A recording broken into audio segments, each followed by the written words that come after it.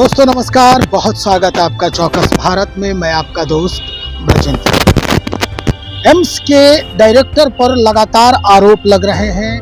न्यायालय में बात चल रही है, न्यायालय तक बात पहुंच गई है, इस्तीफा देने की नौबत आ गई है। पटना एम्स के डायरेक्टर हैं गोपाल कृष्ण पाल, उन पर जो आरोप लगे हैं, हालांकि उन्होंने इस बात का खंडन इसलिए भी किया है कि वो एम्स पटना और गोरखपुर में हो रहे अनियमितताओं को रोकने के कारण उन पर इस तरह के आरोप लगाए जा रहे हैं। आरोप क्या है ये हम पहले जो समाचार आपको दिखाए बताए उसमें हमने बता दिया है कि क्यों इन पर आरोप लग रहा है।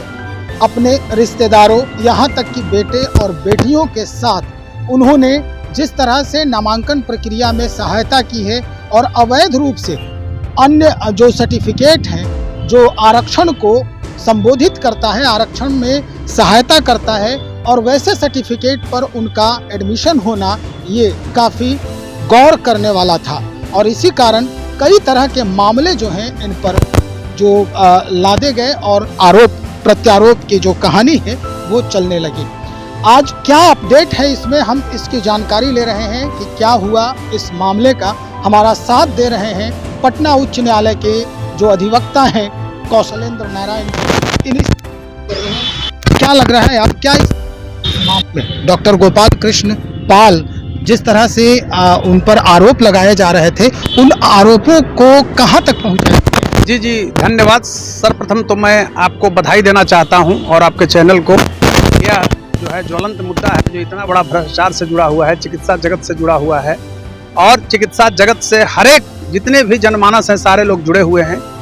और यह अमानवीयता क्रूरता का नग्न प्रदर्शन है। और उस लड़ाई को, भ्रष्टाचार के विरुद्ध जो हमारी लड़ाई है, मैं चाहता हूं कि ऐसे जो भ्रष्टाचारी सिंडिकेट है, आपराधिक सिंडिकेट है चिकित्सा जगत में, उसको तोड़ा जाए। उस कड़ी में आप एक मीडिया कर्मी के रूप में हमारे पास आए हैं। आप एक वरिष्ठ पत्रकार हैं ब्रजेंद्र जी, और आपका चैनल, इसके प्रति मैं व्यक्तिगत रूप से आपको बहुत बहुत साधुवाद और धन्यवाद के साथ ही शुक्रिया अदा करता हूं।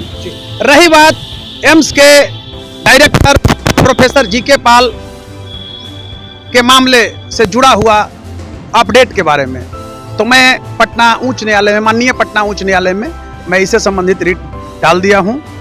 और मैं ये कहना चाहता हूं कि प्रोफेसर जी.के. पाल ने अपने पद का गलत दुरुपयोग किया है।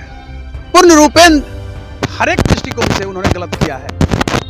एक चीज मैं और कहना चाहता हूं, जिस तरह से नॉन क्रीमिलियर सर्टिफिकेट बना करके अपने पूरे परिवार के सिंडिकेट बना दिया था एडमिशन में, जैसे उन्होंने अपने पुत्र को ओरो प्रकाश पाल को एम्स गोरखपुर में माइक्रोबायोलॉजी डिपार्टमेंट में एमडी में एडमिशन पीजी में लिया।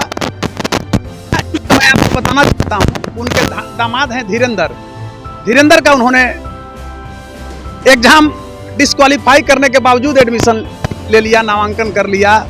सब प्रथम एक चीज और मैं बताना चाहता हूँ, बेटी भी सीनियर एजुकेशन। जी बिल्कुल वो सब गलत हुआ है, सब नॉन क्रीमी लेयर पर हैं। आपको मैं बताना चाहता हूँ कि सिर्फ वहां से जुड़ा हुआ नहीं है। जैसे रेवेन्यू अफसर, राजस्व पदाधिकारी ने रिकमेंड किया है नॉन क्रीमी लेयर सर्टिफिकेट के लिए, और उनका पता भी था एम्स के डायरेक्टर का ही पता, खगोल का जो बना हुआ है। जब राजस्व अधिकारी ने रिकमेंड किया, दानापुर एसडीओ ने फिर रिकमेंड किया, और तब डीएम साहब ने जारी किया। तो मैं मांग करता हूं, खासकर एक चीज और मैं बताना चाहता हूं कि एम्स से जुड़ा हुआ मामला नहीं था, गोरखपुर के भी एक्टिंग डायरेक्टर थे। गोरखपुर जो नई एम्स बन रही है, और गोरखपुर एम्स का दुर्भाग्य है कि पहली वहाँ एक महिला आई थी, सुरेखा किशोर जी। सुरेखा किशोर ने भी गलत ढंग से अपने दोनों पुत्रों का नामांकन सीनियर एजेंटशिप में ले लिया था, जिसके चलते उनको पद से बर्खास्त किया गया। वकील साहब, डॉक्टर जी.के. पाल पर क्या अपडेट है कोर्ट से, क्या किस तरह के मामले जो है अब सामने आ रहे हैं? देखिए, मामला यह आ रहा है कि सिर्फ अब जी.के. पाल से जुड़ा हुआ नहीं है। जी.के. पाल ने मोटी रकम लेकर, मेरे संज्ञान में जहां तक मामला आया है, क्लाइंट ने जो भी पेपर्स में उपलब्ध कराया है, तो मैं आपको बताना चाहता हूं कि वहां एक डीन है डॉक्टर प्रेम कुमार, इस सिंडिकेट का वो चैनल का सबसे मजबूत कड़ी है। उन्होंने भी अपना बेटा कुमार सिद्धार्थ को नॉन क्रीमी लेयर सर्टिफिकेट के आधार पर ही एडमिशन ले लिया है वहाँ पटना एम्स में। एक चीज और मैं बताना चाहता हूँ, एक रिलेटिव का बेटा का फिजियोलॉजी डिपार्टमेंट में उन्होंने असिस्टेंट प्रोफेसर में नियुक्ति किया है। ये डॉक्टर प्रेम कुमार जो डीन है, वो अपने बेटे का फिजियोलॉजी डिपार्टमेंट में असिस्टेंट प्रोफेसर नियुक्ति कर लिया। ये चल क्या रहा है वकील साहब? क्या क्या मतलब ये राजनीति की तरह वंशवाद शुरू हो गया है? देखिए, मैं एक चीज स्पष्ट रूप से आपको कहना चाहता हूं कि आप आईजीएमएस की चर्चा अगर करें तो आज आईजीएमएस प्रमुख संस्थान है बिहार का, इंदिरा गांधी आयुर्विज्ञान संस्थान। अब उसके जो डायरेक्टर हैं डॉक्टर बिंदे का भी अजब बिंदे की गजब कहानी है। इन्होंने अपने बेटे को नॉन क्रिमिनल सर्टिफिकेट बनाया हर्षित राज, और हर्षित राज का भी जो है नामांकन वहां कराया एफएनटी डिपार्टमेंट में। एक चीज और मैं कहना चाहूंगा, बड़ा ही यह छुपा हुआ रहस्य है जहां पर मानवता शीर्षक का रो पड़ती है।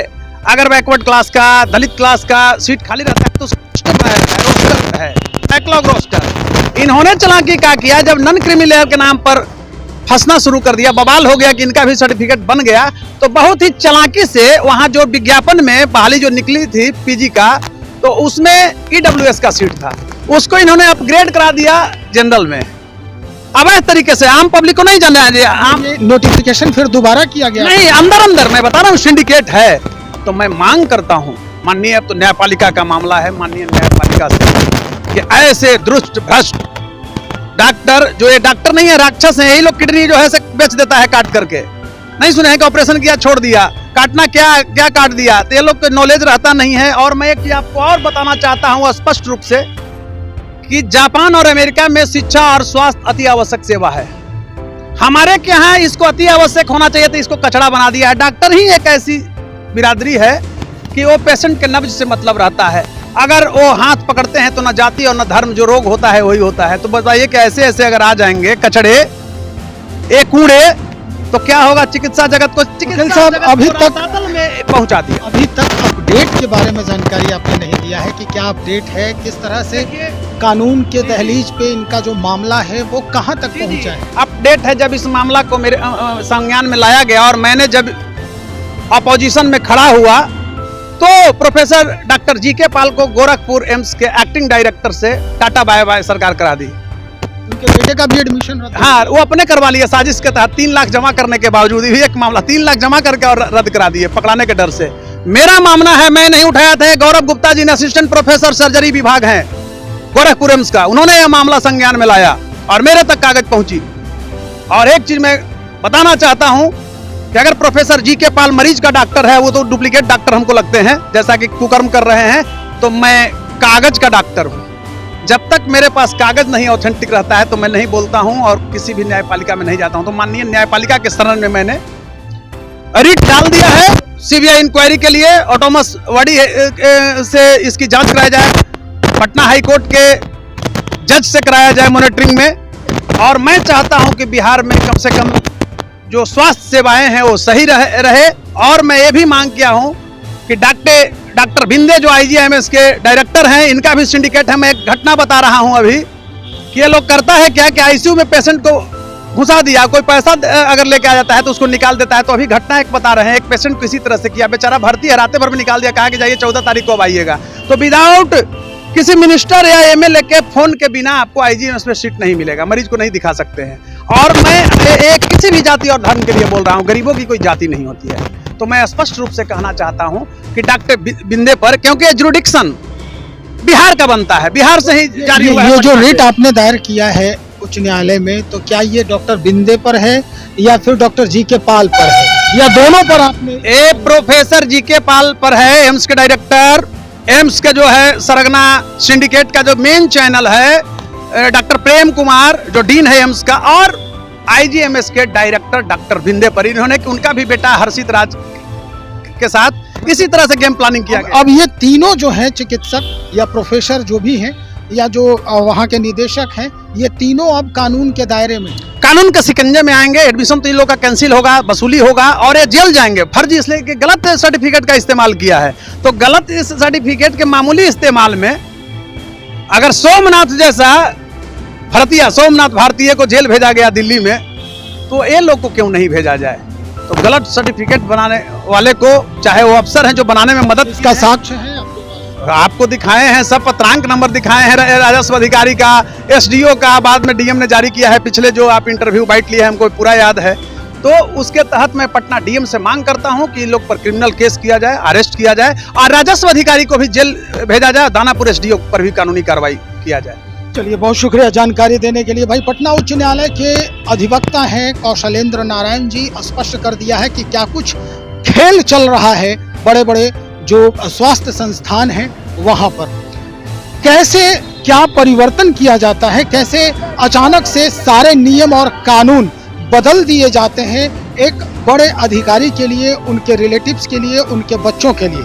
लेकिन आम जो पढ़ने वाला गरीब छात्र है वो हमेशा यही टकटकी लगाए रहता है कि इस वर्ष तो नहीं, अगले वर्ष हम डॉक्टर बनने का जो सपना वर्षों से हमारे माता पिता ने देखा है, शायद ये पूरा हम कर लें। लेकिन अगर जिस तरह की स्थिति बनी हुई है, अगर यही चलता रहा तो वो सपना सपना ही रह जाता है और फिर उन्हें वही करना होता है जो अक्सरहा सुनने को मिलता है। बाजार में, सड़कों पर रेहड़ी लगाते हुए देखे जाते हैं और उस पर मोटे मोटे अक्षरों में लिख दिए जाते हैं ग्रेजुएट चाय वाला, डॉक्टरेट सब्जी वाला और पीजी यानी पोस्ट ग्रेजुएट पकौड़े वाला। क्या होगा हस्र, ये अब आपको समझना है, आपको सोचना है। कानून तो अपना काम करेगा ही। बने रहिए हमारे साथ, बहुत शुक्रिया।